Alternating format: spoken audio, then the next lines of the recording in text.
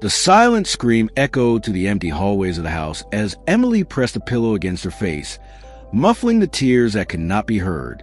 Her trembling fingers touched a purple bruise spreading across her arm, another addition to her secret collection of pain. She was only 12, yet her eyes carried the weight of an entire lifetime. The memory of that fatal morning still haunted her. The phone call, the sirens, the world collapsing in mere seconds. "Your father had an accident," they said. The words still cut like razors every time she allowed herself to remember. James, her father, had been her safe harbor, the man who turned nightmares into adventure stories and fears into courage. Now, all that remained was the emptiness of his absence and the suffocating presence of Sarah, her mother. Sarah, who once hid her true nature behind fake smiles and rehearsed gestures, now let her real face emerge in the shadows of grief. The first slap came 2 weeks after the funeral. "You look too much like him." She spat the words like venom. And so began the transformation of their home into a prison of fear and silence.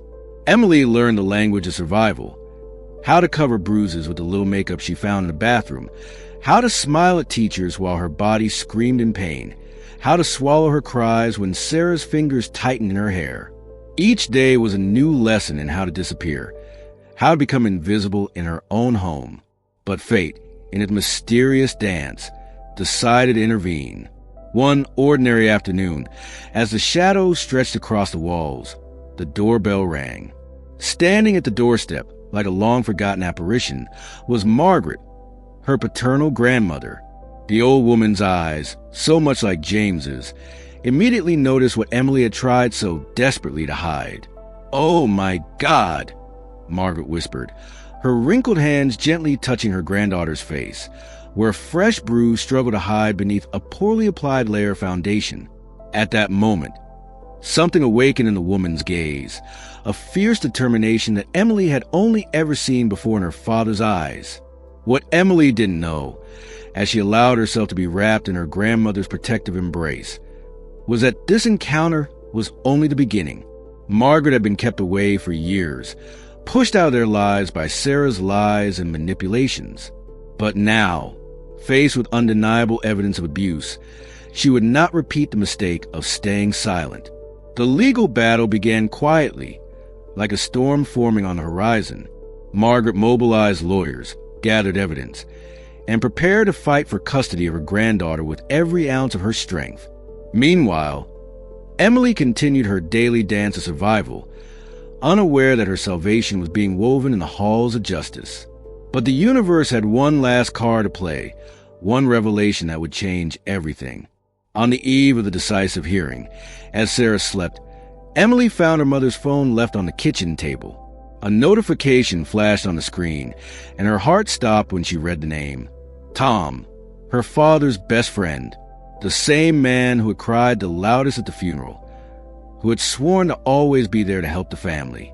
With trembling fingers and a pounding heart, Emily unlocked the phone. She knew the password. It was Sarah's birth date. What she found in the old messages made her world spin. Conversations about medication dosages, meticulous planning, discussions on how to make it look like an accident. Her father's death had not been a tragic twist of fate. It had been a coldly calculated murder. Dawn brought a new reality for Emily. The messages she had discovered the night before weighed on her chest like stones. Each were a confirmation of the nightmare her life had become. Sitting on her bed, hugging her knees to her chest, she recalled her last moments with her father, now tinged with cruel realization. James had always been more than just a father. He was her confidant, her protector, the man who stayed up during stormy nights, telling stories until she fell asleep. On Sunday mornings, he would make chocolate chip pancakes, drawing smiles with strawberry syrup that made Emily laugh. "My little warrior," he used to say, braiding her hair before school. The signs had been there, Emily realized, as she dived into memories of James's last days. Her father, always so strong and present, had started showing unexplained drowsiness. He stumbled over objects, forgot important appointments. Sarah insisted it was just work stress, offering him teas that Emily now understood were much more than simple calming infusions. Margaret, her grandmother, was a living connection to those memories. During her surprise visit, Emily had noticed how she carried the same gentle gestures as James. The way she tilted her head slightly when smiling, the soft touch on someone's shoulder when offering support. It was like having a piece of her father back, an anchor in the storm her life had become. Hiding in her room, Emily dug deeper into Sarah's phone. The conversations between her mother and Tom revealed a plot that had stretched for months. The life insurance is substantial. Tom had written, "After this is over, you'll have financial freedom forever." The coldness of the words made her stomach churn. How could they talk about her father's life as if it were just a business transaction? Sarah had not always been this way. Emily remembered moments before James's death when her mother had genuinely smiled, rare times when their family seemed whole and happy. But there had also been whispered arguments late at night, slamming doors, heavy glances filled with resentment that Emily, too young at the time, had not understood. Margaret's arrival brought not just hope, but also revelations about the past. In hushed conversations during her secret visits, Emily learned more about her family's history. Sarah had always envied the close bond between James and his mother, going so far as to create elaborate lies to push Margaret away from their lives. "Your father tried so many times to reconcile us," Margaret had confided, her eyes brimming with unshed tears. The weight of this truth was almost unbearable for Emily. Each new discovery felt like a fresh wound, revealing layers of betrayal far beyond what her young mind could process. But amidst the pain, something new was growing inside her, a fierce determination, inherited from her father and fueled by her grandmother's love. On the eve of the decisive hearing, as she carefully packed the phone with the evidence into her school bag, Emily felt a strength she hadn't known she possessed.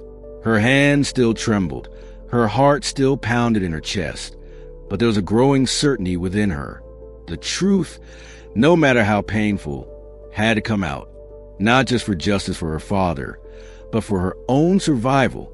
That night, lying in bed, Emily held the only photo she had managed to save of her father, a frozen moment of happiness at an amusement park, both of them smiling at the camera, melted chocolate ice cream in their hands. "I'll be brave, Dad," she whispered to the picture, "for you, for me, for everything they took from us." The morning of a hearing arrived with an unsettling stillness. Emily woke before her alarm, her heart pounding against her ribs like a frightened bird trapped in a cage. Her small hands gripped the strap of her backpack, where she had hidden Sarah's phone, her only proof, her ticket to freedom. The first rays of sunlight painted elongated shadows across her room, and she allowed herself a moment to touch her father's photo on the nightstand, drawing courage from his frozen smile. Breakfast was suffocatingly silent. Sarah moved around the kitchen with studied grace, adjusting her impeccable navy blue suit, each gesture carefully calculated for performance of a dedicated mother she planned to present in court. The aroma of black coffee filled the air, but Emily could barely swallow a bite of toast. Her stomach knotted with anxiety and fear. At the courthouse waiting room, among cream-colored walls and posters about justice and rights, Emily met Margaret's eyes. Her grandmother radiated a serene strength, dressed in a simple yet elegant beige suit, her silver hair pulled back into a discreet bun that reminded Emily of old family photographs. Beside her, a thick brown folder contained meticulously collected documents. Photos of bruises in various stages of healing, medical reports detailing suspicious domestic accidents, written statements from neighbors who could no longer ignore the sounds of breaking glass and muffled screams in the night. But fate had one last cruel trick to play. The glass doors of the courthouse opened, and Tom walked in with measured, confident strides. Emily felt every muscle in her body freeze. Her father's best friend, the man who had carried the casket with tears in his eyes, who had promised always to protect the family, wasn't supposed to be here. He wasn't part of the custody case. The once kind eyes she remembered from Sunday barbecues and birthday parties now carried a calculated glint that sent a chill down her spine. Tom approached Sarah with the familiarity of conspirators, his lips barely brushing her ear as he whispered something that made a satisfied smile grow on her face. It was then that Emily, with trembling fingers, opened the phone in her backpack. Her heart stopped. The messages, all of them, had vanished like mist under the morning sun. In their place, only trivial conversations about the weather and daily appointments remained. Looking for something dear? Sarah's voice slid like ice down her spine, low enough for only Emily to hear. Did you really think I would notice? That I don't have backups of everything? That a child could bring me down? Her mother's words were needles, piercing every vulnerable spot. Emily felt the floor shift beneath her feet, her legs shaking like leaves in a wind. She reached for the nearest wall, the cold marble under her palm being her only anchor to reality. Margaret, with that sixth sense only grandmothers possess, immediately sensed something was wrong. In seconds, her arms wrapped around Emily, bringing the familiar scent of lavender and safety. In that moment of absolute despair, a memory struck Emily like a beam of light in the darkness. On the night of the accident, while everyone was preoccupied with the formalities of tragedy, she found a small brown leather journal in her father's office. James had always been methodical in his records, documenting everything from business meetings to his most intimate worries. In the last weeks of his life, he had written down his inexplicable symptoms: dizziness after his nightly tea, sudden drowsiness, his growing suspicions about Sarah's unusual attentiveness, and Tom's frequent visits. The journal was safe, hidden in her room inside an old shoebox, tucked away among other relics of her father that she cherished like treasures.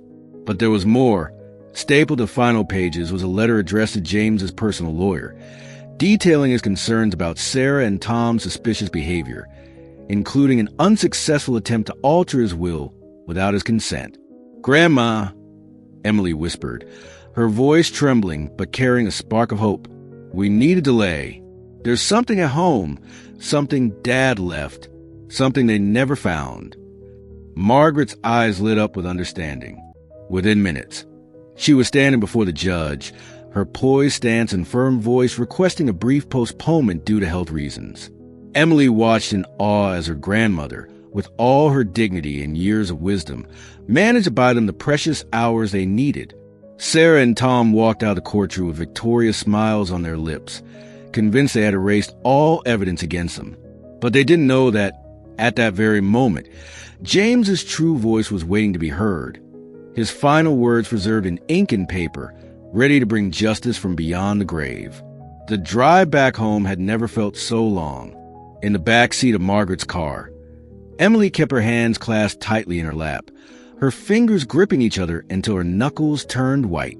The afternoon sun filtered through the windows, casting dancing patterns that reminded her of the times her father had made shadow puppets on her bedroom walls. "We have to be quick," Margaret said softly, meeting her granddaughter's eyes in the rearview mirror. "Sarah won't take long to figure out what we're doing." Her voice carried the same gentle firmness that Emily remembered in her father, that unique blend of strength and tenderness that made her heart ache with longing.